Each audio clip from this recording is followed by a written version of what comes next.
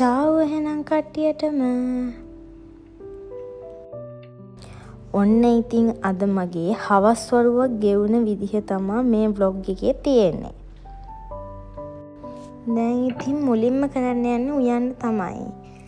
මගේ හස්බන්ඩ්ුත් ගියා අද මැච් එකට ගියා. ඒකෙන් මම එයා එන්ටි ඉස්සෙල්ලා ඉක්මනට දඩි බිඩි ගාලා උයලා තියන්න තමයි යන්නේ.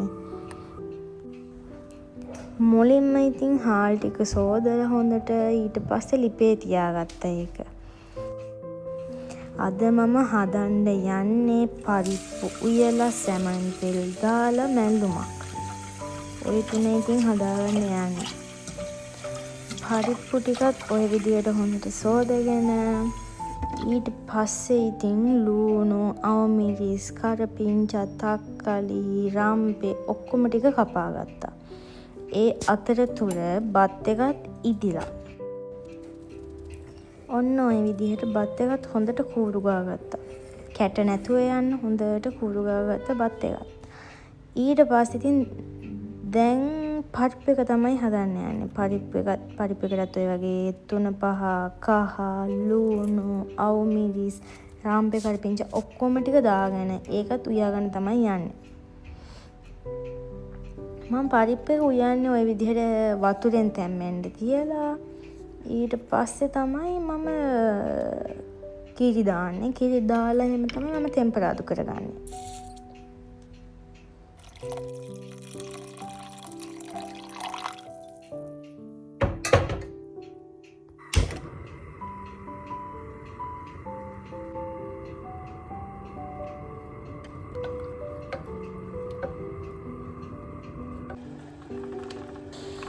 දැන් ඉතින් මම පරිප්පු එකට කිරි දාගන්න යන්නේ.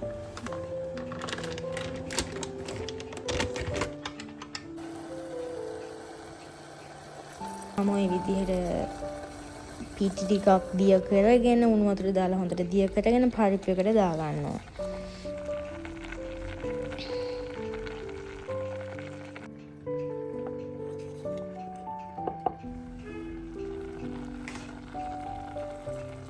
ඊට පස්සේ තමයි මම ලුණු දාගත්තේ. කිරි දාගත්තෙන් පස්සේ තමයි ලුණු දාගත්තේ.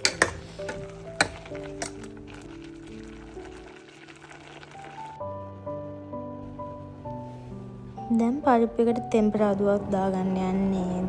තෙල් චුට්ටක් දාගෙන ඊට පස්සේ ඒකට අබ චුට්ටක් දාගෙන ওই විදිහට සුදු ලුණු ටිකක් ওই විදිහට දාගන්නවා මම. හැබැයි අරකට සුදු ලුණු, අවමිරිස්, රම්පේ, කරපිංචා, ලුණු හැමදේම දාගත්තා.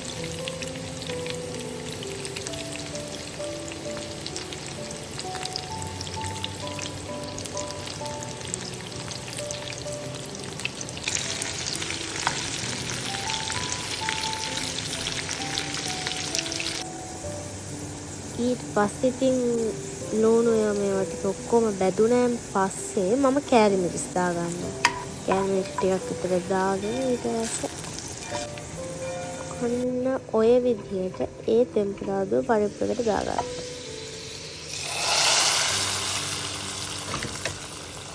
එක අය ඉතින් පරිප්පුව හදන්නේ හැමදාම කන පරිප්පුව හදන්නේ වෙන විදිහට. ඕක තමයි ඉතින් මගේ ක්‍රමේ. මම ඉතින් වෙනස් විදිහට හදන සමහරලාට තැම්බෙද්දී මිරිස් කුට්ටියකුත් දානවා. ඒ විදිහටත් රහයි. එක විදිහට හදනවා. දැන් ඉතින් ඔන්න සැමන් තෙල් දාගන්න යන්නේ. සැමන් එකට ඔන්න ඔය විදිහට සුදු ලුණු චුට්ටක්, ලුණු ටිකක් වැඩිපුර.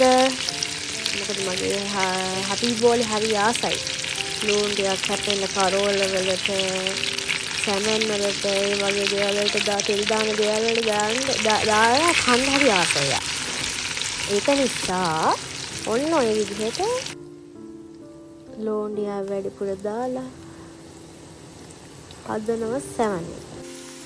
කෑලි මිරිස් ටිකක්, ගම්මිරිස් කුඩු ටිකක්, 3-5 කුඩු චුට්ටක් ලුණු ටිකක් ඔය ඔක්කොම දාලා ලුණු දාන්න ඕනේ හරි පරිස්සමෙන් මොකද සැමන් වලත් ලුණු තියෙනවා. තක්කාලි ගෙඩියක් එහෙම දැම්මහම හරි රසයි ඉතින්.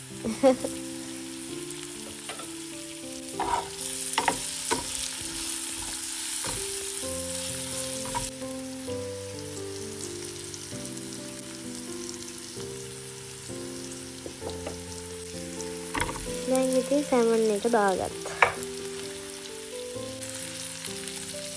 ඔන්න ඔය විදිහටම සැමන් එක දෙකට කඩා ගත්තා. මොකද ඒ විදිහට කැඩුවම තමයි රස. නැත්තම් අරකට ඉස්ම වැදෙන්නේ නැහැ. ඒ නිසා මම ඔය විදිහට දෙකට කඩා ගත්තා. අන්න තියනවා සැමන් එක හදලා ඉවරයි.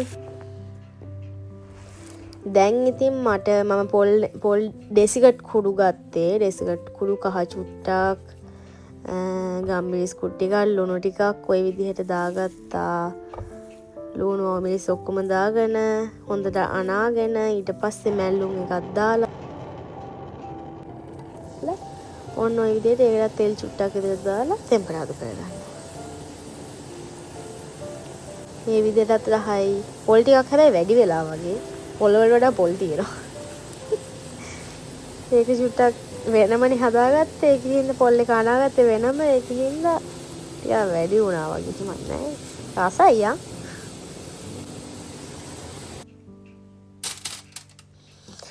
ඔන්න ඉතින් ඒකත් හදලා ඉවරනන් පස්සේ මට ඉතින් කෙසෙල් කොළ නෑනේ. කෙසෙල් කොළ නැති නිසා ෆොයිල් එකක් තියලා ලෙහෙකට බත් හදාගත්ත පරිප්පු සැමන් මැලුම් ඔක්කොම එකට දාලා ඒක ඔතලා තියන්න. ඒ ඔක්කොම එක වුණාන් පස්සේ හරි රසයිනේ. ඒක නිසා ඔන්න ඔය විදිහට පරිප්පු සැමන් මැලුම් තව මම බැදගත්ත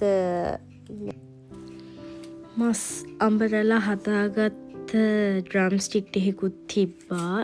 3ක් විතර ඉතුරුනේ දවල් කාලා. ඒ 3ත් ඔය විදිහට තිබ්බා. බලන්න මගේ බත් එකේ ලස්සන ඉතින්.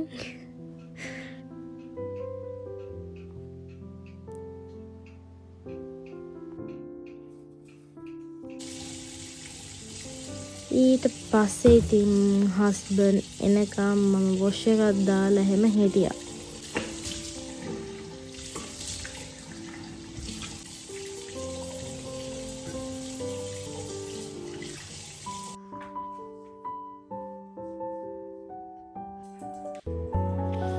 ඊට පස්සේ ගෙදර දොර වහන සද්ද ඇහුණා. ඔන්න ඔය විදිහට ෆෝන් එකේ ඊට පස්සේ වීඩියෝ එක දාගෙන හිටියා. යා වීඩියෝ කරගන්න මම. ඔය ඉන්නේ ඉතින් මගේ හබි බෝලේ. දැන් ඉතින් විස්තර කියනවා මම මෙහෙම ගහුවා මම මෙහෙම ගහුවාද මැච් ටික කියෝන ඔය බැට් ටික ආව ගමනොත් බැට් ටික තමයි ආස් කරන්නේ. ආස් කරලා තමයි ඕන දෙයක් කරන්නේ. ආසයි දැන් බත් එක දැකලා යා. එන්න ඉස්සෙල්ලා කුස්සියේ දැකලා යා. ඔන්න ඉතින් නාන්නත් ඉස්සෙල්ලා බත් එක කමු කියලා ගියා.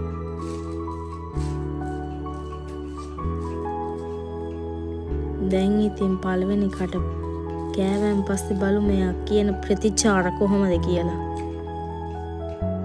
බොන. සුපිරි. මේ චිකෝරියා? චිකෝරියා. රහයිද? අපි වෙනදාට මේවනේ කන්නේ සම්බෝලනේ මේවා. අර කොහොමද? අමුවටනේ. අද මම මැලෙව්වා ඒක. මං එයාට කියලා තියෙන්නේ රහයි නම් රහයි කියන්න ගොඩක් රහයි නම් සුපිරි කියන්න කියලා. ඊට පස්සේ තමයි මේ විදියට සුපිරි කියලා කිව්වා. හැබැයි රහ නැත්තම් රහ නැහැ කියලා මූණටම කියනවා.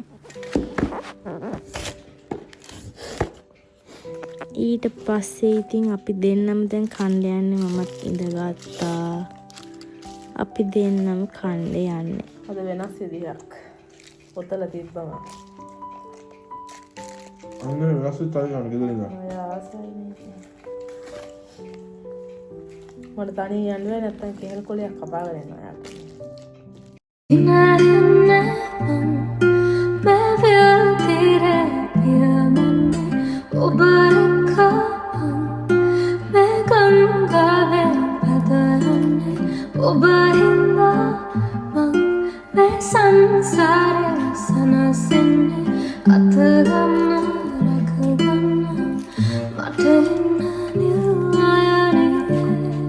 කොහොමද බත් එක සයිස් එක තිබිලා දැන් කාලත් ඉවරයි. ඉතින් ඒකම කෑව අපි දෙන්න. කතාව ගොඩාගෙන බල කෑවා. ඊට පස්සේ එයා වොෂ් එකක් දාන්න ගියා. එතකම් මම ටීවී එක දාගෙන බල හිටියා. ඔන්න නාලේ ඉවර වෙලා ඇවිල්ලා. ඊට පස්සේ අපි දෙන්න නිදාගන්න ඉස්සෙල්ලා හැමදාම පහන තියලා නිදාගන්නේ. ඊට පස්සේ ওই විදිහට එයා පහන තිබ්බාද පහන තිබ්බන් පස්සේ අපි දෙන්න ඔරසන් කියලා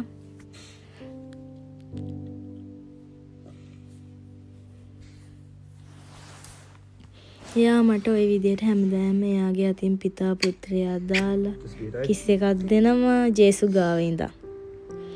ඔන්න ඔය තියෙන මගේ ලස්සන පහන තියෙන තැන. සුරුම් තියෙන තැන.